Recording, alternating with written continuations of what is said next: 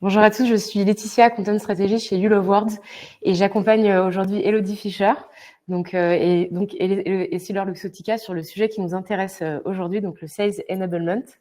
Bonjour Elodie, avant toute chose, merci de prendre le temps de cette discussion ensemble dans nos locaux. C'est toujours un plaisir de vous recevoir, nos clients, pour discuter des sujets qui nous passionnent. Donc, si tu veux bien, je vais te demander de te présenter et puis de présenter tes activités au sein des Sylor Luxottica. Merci de me recevoir en tout cas. Bonjour Laetitia, bonjour à tous. Je m'appelle Elodie Fischer, je travaille dans le groupe Essilor Luxottica depuis 12 ans.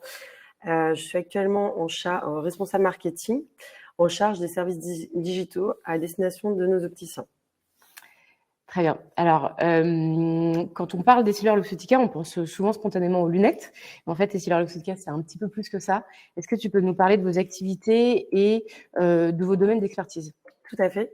Essilor Luxottica est leader mondial de l'optique et de la lunetterie, issu du rapprochement donc de Essilor, spécialiste des verres ophtalmiques, et de Luxottica, spécialiste des lunettes. Nos marques majeures, donc notre portefeuille de produits de marque du groupe comprend des marques très connues, Ray-Ban, Oakley et Persol pour les montures, mais également Varilux, Transition et Stellest pour les verres ophtalmiques. Depuis 2018, donc la fusion a réuni Essilor et Luxottica en une seule entité, qui notamment souhaite, de là est partie vraiment l'idée d'homogénéiser l'ensemble des messages pour parler d'une seule et même voix à nos clients. Alors justement, le fait de communiquer d'une seule et même voix, on va le voir un peu plus tard, c'est un objectif stratégique pour Essilor Luxottica, un objectif stratégique majeur pour la marque en fait.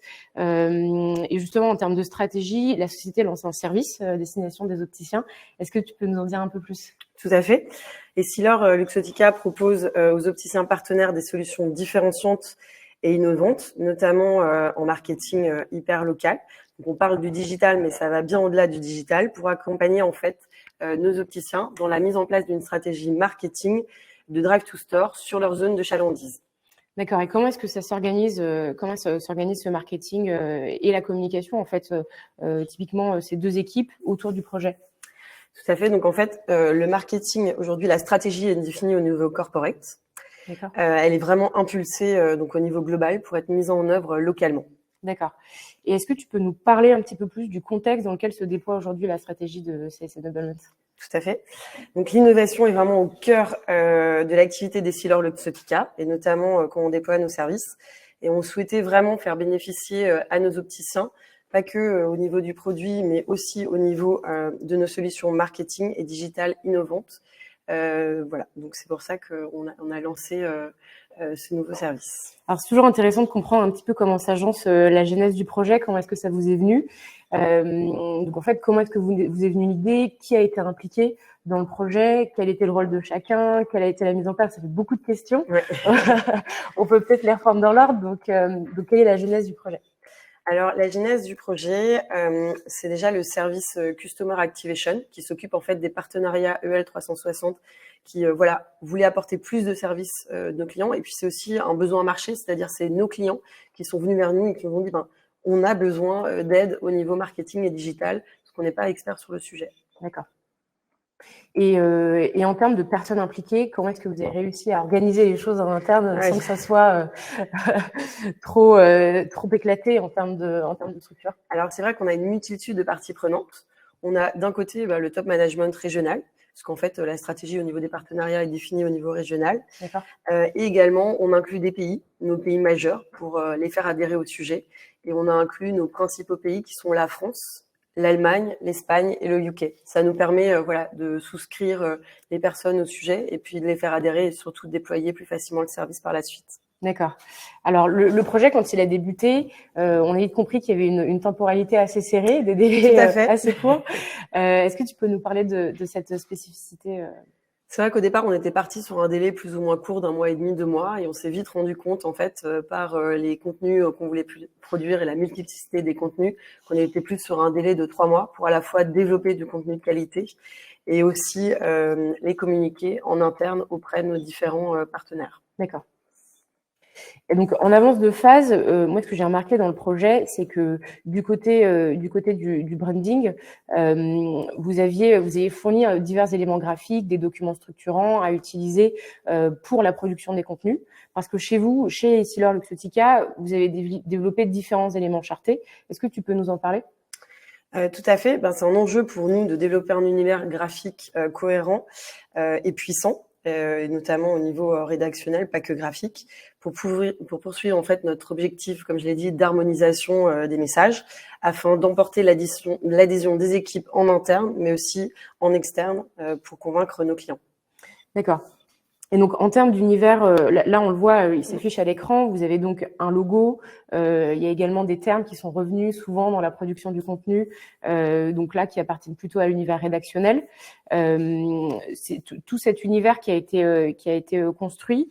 Il participe à poursuivre 3 objectifs. Est-ce que tu peux nous parler de ces 3 objectifs? Donc, outiller les équipes marketing, développer des outils d'aide à la vente et acquérir des nouveaux clients parmi les opticiens. Tout à fait. Donc, comme vous l'avez dit, outiller ces équipes marketing. Donc, le premier point, c'est, on vient juste de le mentionner après, on a une charte, bien sûr, qu'il faut suivre avec un logo dédié à nos partenariats EL 360 pour justement avoir cette cohérence et ce message impactant. Par la suite, on a développé ces outils d'aide à la vente pour nos équipes locales marketing et aussi notre force de vente pour assurer en fait le déploiement de ces nouveaux services et surtout les aider à mieux vendre, puisque c'est tout l'intérêt de convaincre notre audience. Et par la suite, c'est notamment fidéliser notre base de clientèle actuelle, mais aussi acquérir de nouveaux clients grâce aux nouveaux services innovants que l'on déploie. Très clair. La particularité du Sales Enablement, c'est aussi d'avoir une double cible. Donc, on a d'abord les équipes marketing, les forces de vente, en fait, les équipes commerciales d'un côté, et puis de l'autre, le client final. Et bon, ce projet n'y échappe pas. On a en effet cet enjeu de double cible. Est-ce que tu peux revenir sur ces doubles cibles et la manière dont elles s'agencent dans le projet et la manière aussi dont vous adressez différents messages en fonction de l'une et l'autre? Bien sûr, donc il y a une première partie, comme je l'ai dit, plus côté interne, avec les équipes marketing locales, dans la mesure où nous, nos marchés sont quand même assez différents et n'ont pas forcément le même niveau de maturité sur le sujet du digital. Donc l'enjeu était vraiment de développer des solutions marketing et digitales qu'on puisse adapter à la contrainte locale, qui puissent facilement s'adapter justement aux spécificités de ces marchés locaux pour mieux promouvoir après nos services. Et de l'autre côté, donc la cible des opticiens, puisque ces derniers ne sont pas forcément sensibles au sujet du digital et du marketing. Et il fallait leur expliquer en quoi le digital était important pour acquérir de nouveaux clients et booster leurs ventes et notamment augmenter le trafic en magasin pour justement avoir une stratégie marketing efficace sur leur zone de chalandise et donc avoir un expert qui les accompagne sur le sujet. D'accord, donc les contenus, ils doivent présenter l'offre de façon explicite et simple, parce que les opticiens, on l'a compris, ont besoin de se différencier pour se démarquer de leurs confrères et donc ressurgir auprès de la concurrence, et surtout dans un contexte de chaîne où les prix sont plus ou moins abordables. Donc la difficulté, souvent, ça a été lors de la production des contenus, ça a été d'adapter le discours en fonction de ces 2 cibles, et même parfois avec la difficulté de devoir sur un seul et même contenu adresser les 2 cibles à la fois. Donc l'idée, tout l'enjeu, c'est vraiment de trouver la bonne tonalité en fait. On va pouvoir parler des difficultés qu'on a rencontrées. Donc la première, celle de parler d'une seule voix. Est-ce que tu peux nous en parler? On l'a évoqué un tout petit peu plus tôt. Ouais, on l'a évoqué effectivement au départ. C'était d'avoir une approche au-delà du message et de parler d'une voix unique. C'est d'avoir une approche uniformisée pour impacter plus nos clients. Et notamment avec cette charte, ces guidelines et ce logo, vraiment parler de nos services d'une seule et même voix aussi. Il y a également une deuxième difficulté, comme je l'ai évoqué, c'est le degré de maturité n'est pas le même sur le sujet du digital, qu'on soit en France ou dans les pays de l'Est. On va pas aborder le sujet de la même manière. Cependant, et on va pas aussi avoir le même budget à allouer à ce type de ressources. Mais nous, notre challenge, c'est d'avoir un contenu que tout le monde peut utiliser et adapter en fonction de ses contraintes locales en termes de maturité, mais aussi en termes de budget. On a parlé aussi des différences de budget dans le cadre du projet, avec des disparités en fonction des différentes régions. Est-ce que tu peux nous en dire un peu plus? Tout à fait, ça dépend aussi du volume de vente, hein. Forcément, en France, on va s'inspirer en fait de ce qui fonctionne le mieux, là où les marchés sont les plus matures, comme dans nos top 5 généralement, pour pouvoir aider au mieux les filiales qui n'ont pas forcément les mêmes ressources, même en termes d'équipe marketing, parce que c'est des équipes des fois plus réduites, pour qu'ils puissent bénéficier notamment du même support marketing et des mêmes supports pour convaincre leur audience. Et justement s'aider de ces best practices qui fonctionnent déjà et qui fonctionnent depuis déjà quelques temps pour pouvoir les réappliquer ailleurs. Et on a parlé un petit peu plus tôt, mais de cette spécificité de la cible des opticiens qui est pas très au fait du digital, qui s'y intéresse peu. Est-ce que tu peux nous expliquer aussi un petit peu cet enjeu lié à la cible des opticiens? Tout à fait. Donc forcément, pour un opticien, c'est faire du conseil et de la vente, c'est sa priorité. Par contre, tout ce qui est autour et les outils qu'il va mettre en place pour faire venir des nouveaux clients au magasin, il n'est pas forcément sensible au sujet.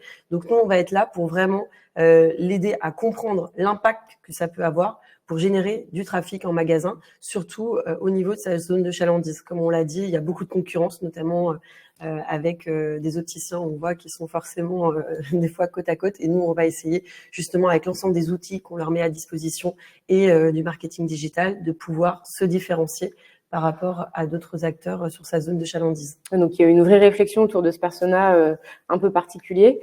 Et en termes de messages à adapter en fonction de l'objectif et de la cible adressée, nous, on l'a éprouvé du côté de l'équipe chez You Love Words. L'enjeu, c'était vraiment de trouver pile les bonnes formulations, d'adapter le discours. Ça, on en a parlé un petit peu tout à l'heure.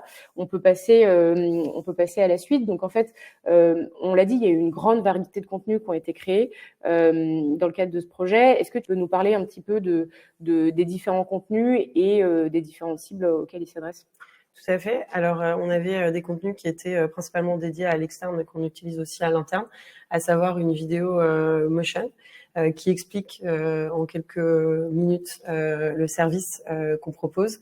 Également des présentations commerciales et une brochure pour vraiment expliquer on va dire les avantages, montrer aussi pourquoi il faut adhérer au service et pourquoi c'est important d'avoir une stratégie omnichannel sur sa zone de chalandise. Qui peut impacter aussi les ventes en magasin. On a également développé tout un set d'emailing pour justement déjà présenter à notre base de clients actuelle le service, aussi targeter des nouveaux clients, et avec également une relance pour pouvoir souscrire au service. Par la suite, on a également développer des bannières pour les mettre en avant sur nos différentes plateformes digitales à destination de nos opticiens.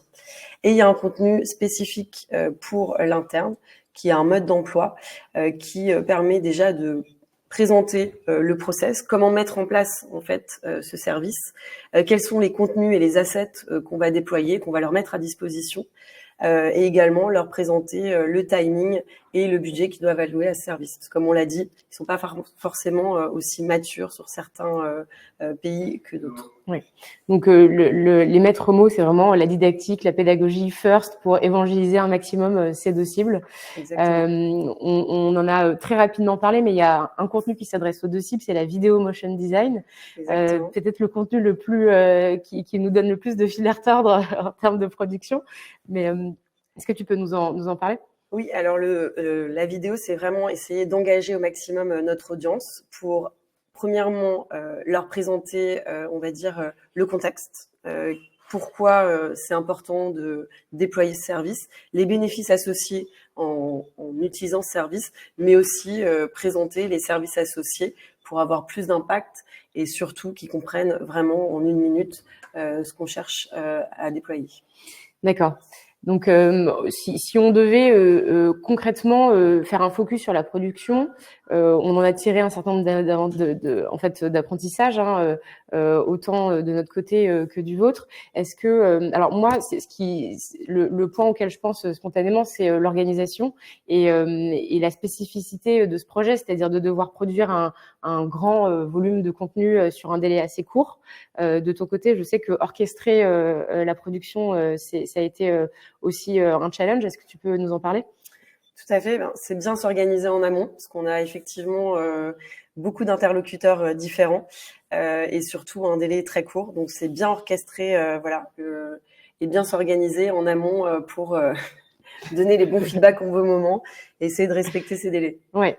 Et puis il y a aussi la nécessité de se challenger sur la rédaction des contenus avec cet enjeu toujours phare de convaincre les opticiens que le digital va apporter des avantages business, va leur inventer un avantage business, mais au quotidien dans leur pratique, et sans pour autant s'engager sur des résultats. Alors c'est là que ça devient un petit peu un jeu d'équilibriste.